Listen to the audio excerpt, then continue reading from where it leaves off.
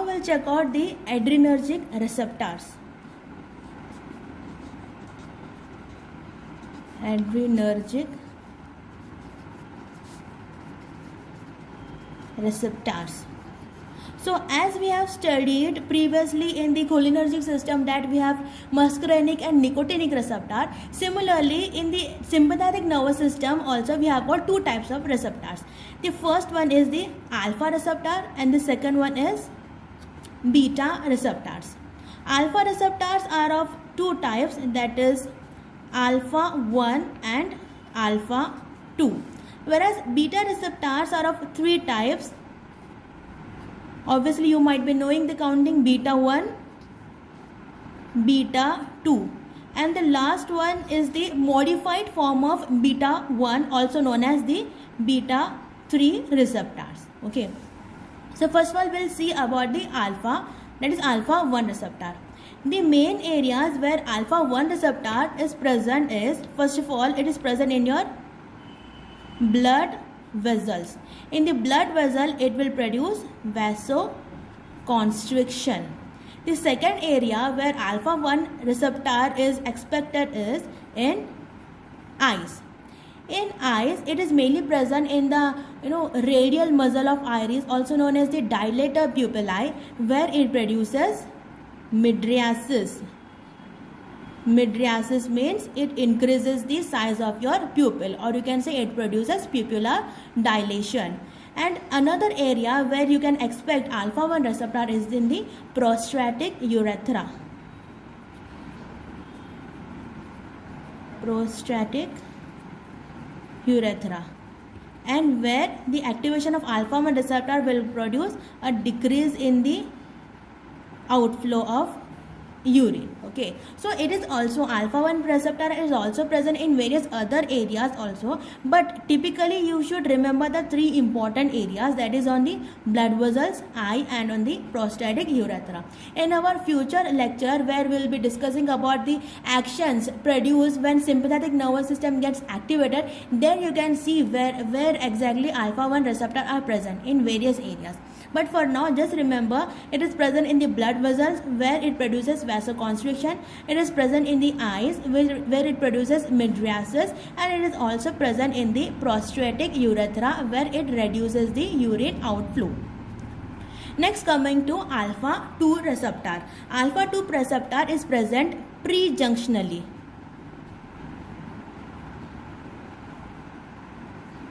Okay, now what is this prejunctionally?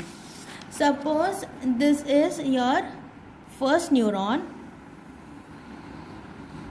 and this is your second neuron.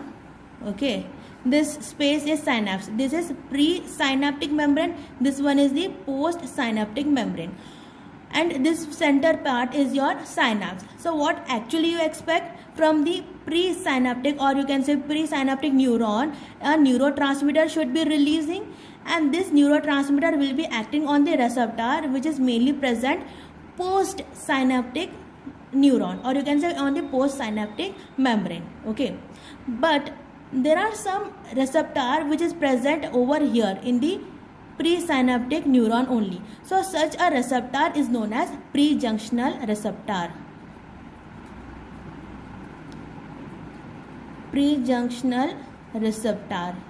Prejunctional receptor means these are the receptors which are present in the neuron from which actually the neurotransmitter is getting released. Okay, now coming to our discussion regarding the sympathetic nervous system. Suppose it is a noradrenergic neuron and noradrenaline is getting released and it will interact on the various receptors. Suppose this is alpha 1 receptor, this is beta 1 receptor, this is beta 2 receptor. So norepinephrine will be interacting with these receptors and action will be produced. But this alpha 2 receptor is present over here. It is present prejunctionally. So whatever norepinephrine is released in the synapse, it can interact with these receptors present in the postsynaptic membrane. It can also interact with the receptor which is present prejunctionally. Now what happens when norepinephrine interacts with the alpha 2 receptor present prejunctionally means, on interacting with this receptor will get activated, and after activation what this receptor will do, it will inhibit the further release of norepinephrine. Okay. Now we'll take a simple example. Suppose there is a car. Okay, you are driving a car, and in car there are two important things. First one is accelerator and second one is brakes.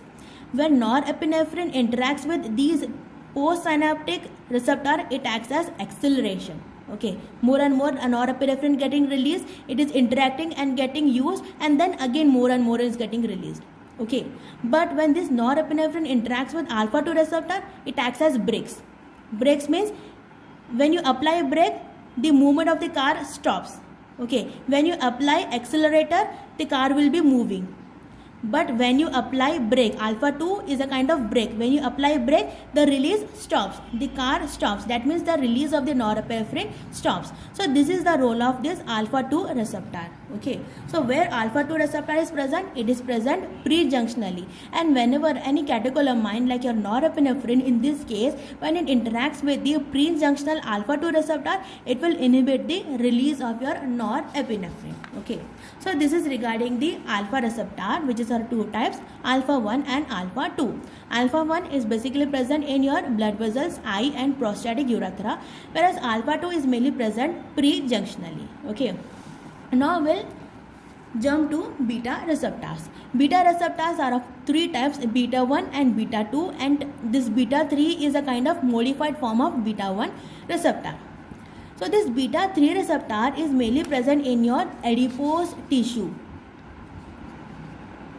Adipose tissue, or you can say your fat cells. Okay, and what it will do whenever this catecholamine interacts with the adipose tissue, suppose this is your adipose tissues, and these are the beta 3 receptor, or you can say it is a kind of modified form of beta 1 receptor. Now they are known as beta 3 receptor. When this beta 3 receptor will get activated, it will lead to lipolysis. Lysis means breakdown of the lipid. So it will cause breakdown of the adipose tissue, and because of which free fatty acid are being released into the blood circulation. Okay, that's it. Regarding the beta 3 receptor, or you can say the modified form of beta 1 receptor, you should know only this much. Beta 3 receptor, or you can say the modified form of beta 1 receptor, they are mainly present in the adipose tissue, activation of which leads to lipolysis. Okay. Now coming to the main thing, that is beta 1 and beta 2 receptor. Beta 1 receptor are present in two main areas. First one is in heart, and second area is in your juxtaglomerular cells, which are present in your kidney. Okay, so when beta 1 receptor of the heart will get activated, what will happen? Yes, what happens on sympathetic stimulation? What will happen when a dog is running behind you and you are running because of the fear of the dog biting? What will happen to your heart? Yes, your heart rate will increase, isn't it? The heart rate will increase, the conduction will be increased, and even the force of contraction will also be increased. So you can say beta 1 stimulation will cause, yes, it will cause stimulation of the heart. So you can expect positive chronotropic effect, that is heart rate is increased, positive dromotropic effect, that is conductivity will be increased, and positive inotropic effect, that is the force of contraction also increases. Okay, now coming to your beta 2 receptor. Beta 2 receptor are present in various areas, like you have seen in case of cholinergic system, the M3 receptor, the last receptor, that is the M3 receptor, are present in various areas, in various structure. Similarly, this beta 2 receptor are also expected in various areas, like beta 2 receptor are present in lungs.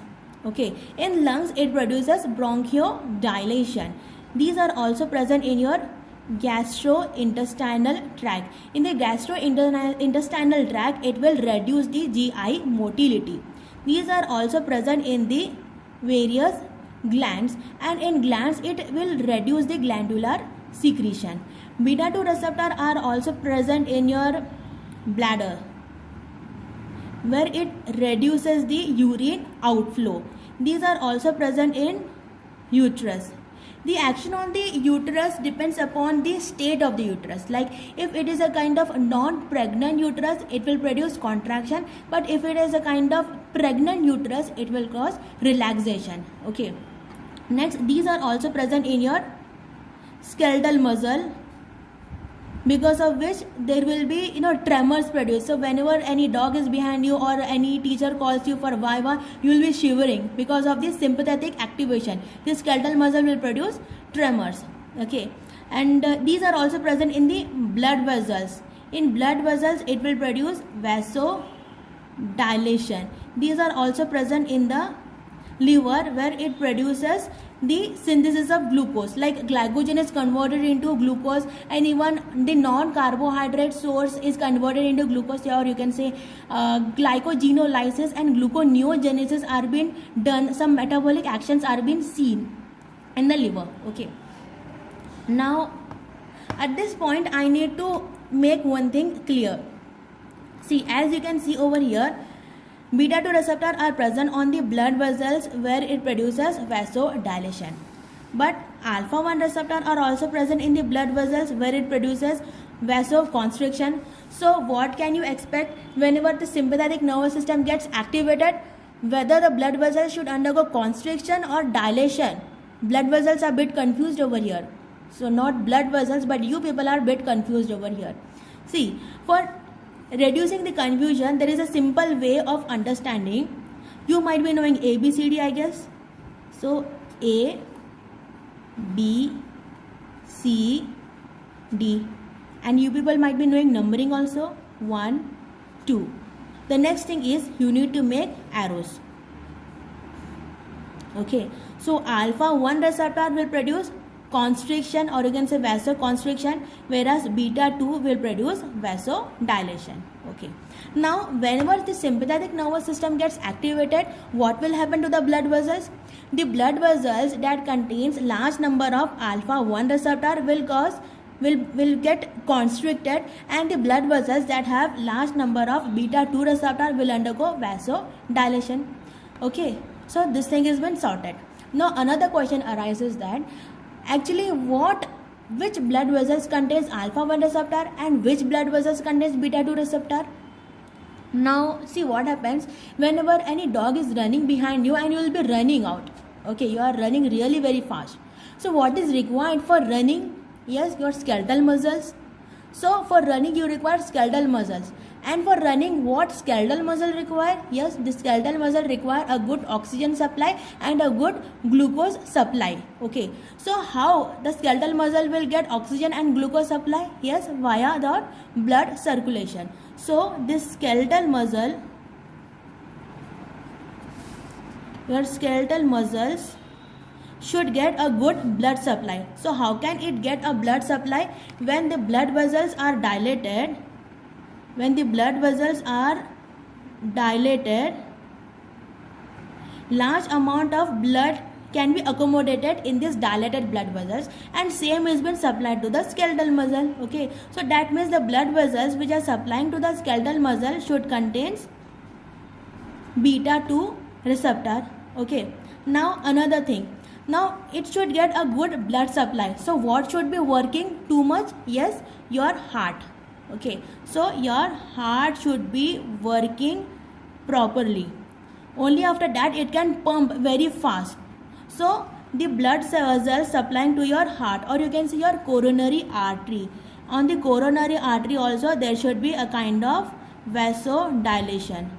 So the blood supply to the heart, the blood vessels which are supplying to the heart should also contains beta 2 receptor, so that there should be vasodilation and plentiful of the blood should be moving to the heart, so that the heart should perform its more workload properly. It should pump very fast, very efficiency. For more working it require more oxygen and glucose supply. Okay, now I am saying repeatedly glucose supply means who is supplying glucose? Yes, from the liver. Okay, so eventually it is in the liver where the glycogen is converted into glucose, and your free fatty acid is also converted into glucose. So even liver is working too much. So the blood vessels which are supplying to the liver, it should also undergo vasodilation. So the blood vessels which are supplying to your liver should also contains beta 2 receptor. Okay, now whenever any dog is behind you and you are running, these three organs should get a proper, or you can say more than required amount of blood supply. So more than required amount means normally on an average any person have got nearly 5 to 6 liters of blood in the body, and looking to our dog, that 5 to 6 liters of blood will not get converted into 10 to 20 liters of blood, isn't it? So in that 5 to 6 liters only you should adjust everything. So we have got other areas, such as we have got skin. When any dog is behind you, will you become pale or will you become pinkish? Pale, isn't it? Because to the skin the blood supply will be reduced, so the blood vessels which are supplying to your skin will undergo vasoconstriction, so that less amount of blood will be moving to your skin. And various other viscera such as your lungs, your GI tract, your urinary system, all those areas, all those visceral organs, here also the blood supply will be reduced. Okay, so the blood vessels which are supplying to your visceral organs also will get constricted, so vasoconstricted. That means the blood vessels which are supplying to the skin and various visceral organs contains alpha-1 receptor. Okay, so now everything is been sorted out. Whenever any dog is behind you, we have got nearly 5 to 6 liters of the blood. So in that, the vessels which are supplying to these areas will undergo vasodilation, so that large amount of blood is been given to these areas, whereas the other areas, that is skin and visceral organs, they perform no role in running behind, means running when the dog is behind you. So in these areas the blood supply will be reduced. Okay, so in these areas the blood vessels contains alpha-1 receptor, whereas the blood vessels which are supplying to the skeletal muscle, heart and lungs, these blood vessels have got beta-2 receptor, which will cause vasodilation. Okay, now coming to liver. So before discussing about liver, little bit we'll need to discuss regarding hypoglycemia and hyperglycemia. See, we have got two important conditions. First condition is known as hyperglycemia, and another situation is hypoglycemia. Okay, so hyperglycemia means the blood sugar level will be more, and hypoglycemia means the blood sugar level in the body will be reduced. So among these two things, which one is more dangerous? Hyperglycemia is more dangerous or hypoglycemia is more dangerous and life threatening? Yes, obviously hypoglycemia is more dangerous, because any person is suffering from hyperglycemia, that means a diabetes mellitus, that person can consume any anti-diabetic drug, or he can consume insulin, so that the blood sugar level should come back to a normal condition. Okay, so the person can survive in hyperglycemia for long years. But if any person has encountered with an attack of hypoglycemia, means that person will not stay alive for even a minute. Within a minute that person may go to diabetic coma. Okay, so hypoglycemia is more dangerous than hyperglycemia. Now since hypoglycemia is more dangerous, that means it is a kind of sympathetic system. Whenever hypoglycemia takes place, that means our sympathetic nervous system will get activated. Okay, so whenever any person has been encountered with a reduced blood sugar level, there will be some warning signals. So those warning signals will be like palpitation. Okay, palpitation means there will be increased heart rate, and the heart rate will be so much increased that even you can feel the heartbeat. So that is known as palpitation. Second symptom is tremors. Tremors means shivering. It is a kind of skeletal muscle overexciting. Tremors. And another symptom is sweating. So any person who has reduced blood sugar level, at that point the symptoms which will be produced will be these things: palpitation, tremors and sweating. When these symptoms occurs to any diabetic people, that person should consume sugar or chocolate or anything, so that the blood sugar level comes back to a normal. But if that person still he does not consume any sugar or anything, then what will happen? then the person will go to diabetic coma? The answer is no. You know why? Because in the liver, beta 2 receptor is present, and what will happen over here, because of sympathetic overactivity, the beta 2 receptor will get activated, and this beta 2 receptor is involved in some biochemical reactions such as glycogenolysis and gluconeogenesis. Glycogenolysis means glycogen is broken down into glucose, and gluconeogenesis means glucose has been synthesized from non-carbohydrate source. So even if the blood sugar has been reduced and there are certain symptoms of reduced blood sugar level, at that time also our sympathetic nervous system will try to protect us by synthesizing glucose. Okay, so it will protect our body from diabetic coma. But if any person who is suffering from diabetes mellitus and he is taking any anti-diabetic drug or he is on insulin, it is said that in these patients the beta 2 blockers should not be given. You know why? When beta 2 blockers are being given, and if unfortunately that person has undergone an in hypoglycemic state, then what will happen? These warning signs will not occur. There won't be any palpitation and there won't be any tremors, but sweating will occur. Okay, why sweating will occur? Because on the sweat glands the receptor present are sympathetic cholinergic receptor. Okay, here not alpha beta receptor of adrenergic system is not present on the sweat glands. Sweat glands contains sympathetic cholinergic receptor. Okay, so if suppose there is any diabetic person, he has taken an anti-diabetic drug but he has not consumed any meal, so because of that anti-diabetic drug the blood sugar level will fall, and if it falls beyond the normal level, then he will start producing tremors and palpitation. But if that person is taking beta 2 blockers also, then what will happen? Hypoglycemia will occur, but there won't be any warning signals. Okay, sweating will be there, but there won't be any palpitation and there won't be any tremors. What after that? Will you expect that liver should start producing glycogenolysis and gluconeogenesis? But you have given beta blockers. Because of beta blockers, there won't be any glycogenolysis or gluconeogenesis. That means there is a chance of that person to go to diabetic coma. So for this reason, any diabetic person who is taking anti-diabetic drug or he is on insulin therapy, it is said that beta 2 blockers are being prohibited, because of beta 2 blockers there won't be any production of warning signs of hypoglycemia, plus there won't be any backup plan of beta 2 receptor on liver. Okay, so this is regarding the adrenergic receptors, alpha and beta adrenergic receptors.